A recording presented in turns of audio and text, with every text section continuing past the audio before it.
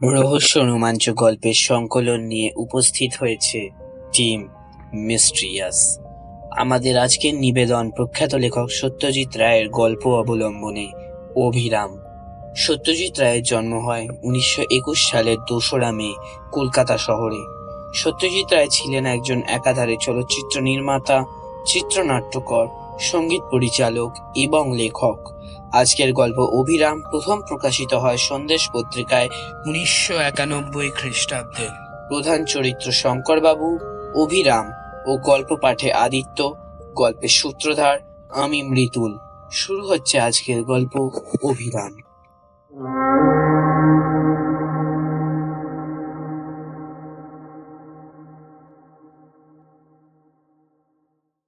তোমার নাম কি?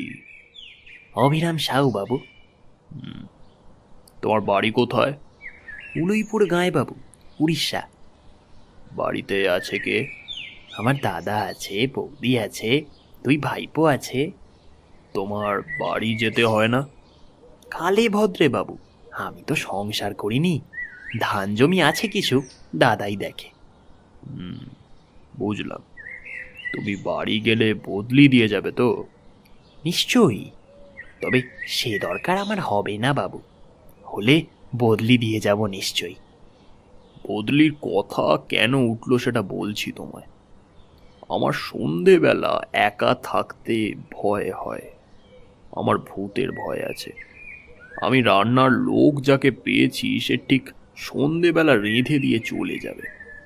তখন আমার কাছে আর একজন লোক থাকা চাই। সে নিয়ে আপনি চিন্তা করবেন না বাবু, ও হয়ে যাবে। আমার নিজের মনে কোনো ভূতের ভয় নেই। ঠিক আছে অবিরাম।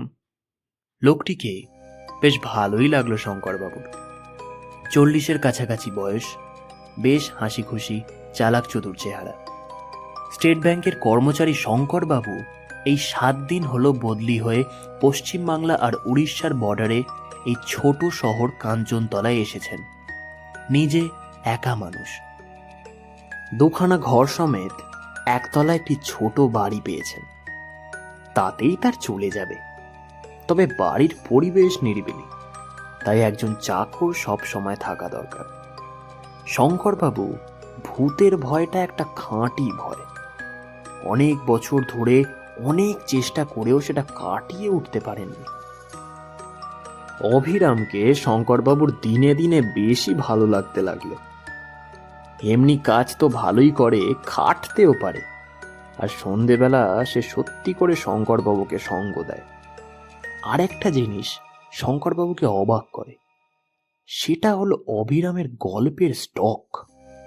সে বলে যে সব গল্প সে ছেলেবেলায় তার দিদিমার মুখে শুনেছে। উড়িষ্যার অফুরন্ত রূপকথা রূপকথা।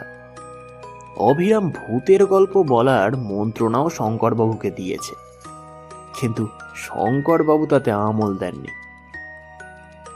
আমি কিন্তু অনেক ভূতের গল্প জানি বাবু, অভিরাম বলল। তা হোক, ও জিনিসটা তুমি বাদ দাও। তা বেশ বাবু, তাই হোক। তবে যদি কোনোদিন মনে হয় ভূতের ভয় কাটিয়ে উঠতে পেরেছেন, তো আমায় বলবেন। তখন আমি আপনাকে ভূতের গল্প শোনাবো। দেখবেন কেমন মজাদার গল্প। তুমি নিজে ভূত মানো অবিরাম? আমার আর মানার না মানার কি আছে বাবু? ভূত থাকলে আছে, না থাকলে নেই, ব্যাস ফুরিয়ে গেল। তবে হ্যাঁ, ভূত মানেই যে খারাপ লোক হবে এটা আমি মানি না। ভালো ভূত হলে ক্ষতি কি? কথা আর বেশি আগালো না। এই ঘটনার 3 মাস পরে এক বর্ষাকালের সকালে অভিরাম শঙ্করবাবুর কাছে এসে বলল, বাবু, দাদার কাছ থেকে চিঠি পেয়েছি। বেশি বর্ষা হওয়ার ফলে আমাদের ফসলের খুব ক্ষতি হয়েছে। দাদা একা সামলাতে পারছেন না বাবু, আমাকে 3-4 দিনের জন্য যেতে দিতে পারবেন বাবু? শঙ্করবাবু এই অবস্থায় না করতে পারলেন না। কিন্তু তুমি যে যাবে, লোক দিয়ে যাবে তো? নিশ্চয়ই, খুব ভালো লোক দেব। তবে সে বোধহয় আমার মতো কথা বলতে পারবে না। তা হোক, সন্ধেবেলাটা আমাকে একটু সঙ্গ দিতে পারলেই হলো। তা খুব পারবে। আপনি যতক্ষণ না শুতে যাবেন ততক্ষণও আপনার কাছে থাকবে। অভিরাম চলে গেল। 3 দিন পরে শঙ্করবাবু একটা পোস্ট কার্ড পেলেন তার ভৃত্যের কাছ থেকে। খবর ভালো নয়, আরও 3 দিন লাগবে সামাল দিতে, তারপর অভিরাম ফিরবে। শঙ্করবাবু কি আর করেন। এদিকে বদলি চাকরটিকে তার বিশেষ পছন্দ নয়। মুখটা যেন বড় বেশি গোমড়া, যদিও কাজ করে ভালোই। পরদিন সকালে রেডিওতে খবর শুনে শঙ্করবাবু স্তম্ভিত। তার চাকরের গাঁ এবং তার চারপাশে বেশ অনেকখানি এলাকা জুড়ে প্রচণ্ড ঝড় বৃষ্টির ফলে হাজার হাজার লোক মারা গেছে এবং আরও অনেক বেশি লোক গৃহহীন। শঙ্করবাবু মাথায় হাত দিয়ে বসে পড়লেন। এ অবস্থায় কি করা উচিত তা তিনি স্থির করতে পারলেন না। চিঠি লিখে লাভ নেই, অভিরামও যে লিখবে এমন কোনো ভরসা নেই। অভিরামের বদলি নিতাইও এ ব্যাপারে কিছু সাহায্য করতে পারল না। রাত 10টা পর্যন্ত বাবুকে সঙ্গ দিয়ে নিতাই উঠে পড়ল। শঙ্করবাবু একা তাঁর শোয়ার ঘরে প্রবেশ করলেন। বিছানায় শুয়ে বুঝলেন যে তার ঘুম আসার সম্ভাবনা কম। অভিরামের অভাব তিনি তীব্রভাবে অনুভব করছেন। ক্রমে রাত নিঝুম হয়ে এলো। এক টানা ঝিঁঝি ডেকে চলেছে। এবার তার সঙ্গে শেয়ালের ডাক যোগ হলো। হুয়া আবার ক্যা? শঙ্করবাবুর মাথার উপর আকাশ ভেঙে পড়েছে। ভূতের ভয়ের মধ্যেই তার শিরদাঁড়া দিয়ে ঢেউ খেলে যাচ্ছে। ওটা কি? পায়ের শব্দ না? শঙ্করবাবু বুঝলেন তার গলা শুকিয়ে কাঠ হয়ে গেছে। বাবু, সে কি? এ যে অভিরামের গলা। অভিরাম নাকি? চাপা গলায় প্রশ্ন করলেন শঙ্করবাবু। হ্যাঁ বাবু, আমি এসেছি, ফিরে এসেছি।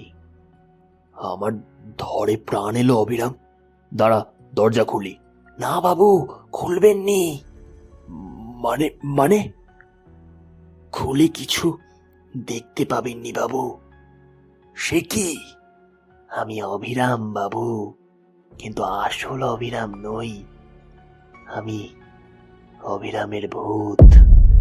আমায় বন্যায় টেনে নিয়ে গেছে বাবু। আমি আর বেঁচে নেই। কোনো উত্তর নেই শঙ্করবাবুর দিক থেকে। কি বাবু, শুনলেন আমার কথা? তবু কোনো উত্তর নেই। বাবু, আবার ডাক এলো বাইরের অন্ধকার থেকে। এবার কথা এলো বাড়ির ভেতর থেকে। তোকে কিভাবে দেখতে পাবো? শুধু একটা ব্যাপার হলে পাবেন। কি? আপনিও যদি ভূত হন। তা সে তোকে বলছি কি, তুই ভূত হয়েছিস শুনেই তো আমার আত্মারাম খাঁচা ছাড়া হয়ে গেছে। আমার দেহ ওই পড়ে আছে খাটের উপর, দৃষ্টি ঘরের ছাদের উপর, দেহে প্রাণ নেই। তবে চলে আসুন বাবু। এই এলুম বলে আমাকে গল্প শোনাতে পারবি? ভূতের গল্প? কারণ এখন আর ভয় নেই। বাকি মরণটা গল্প শুনেই কাটিয়ে দেব। কি বলিস? যা বলেছেন বাবু, যা বলেছেন।